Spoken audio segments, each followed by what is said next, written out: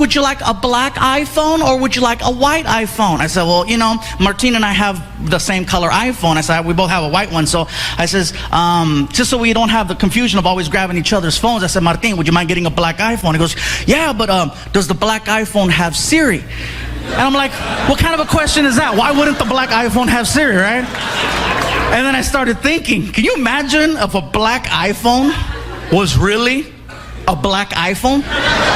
You know, Martin gets in the car. Ding, ding. Siri, what's the temperature outside? Why don't you stick your head out the window? Ding, ding. Siri, talk dirty to me. You better not pee on me.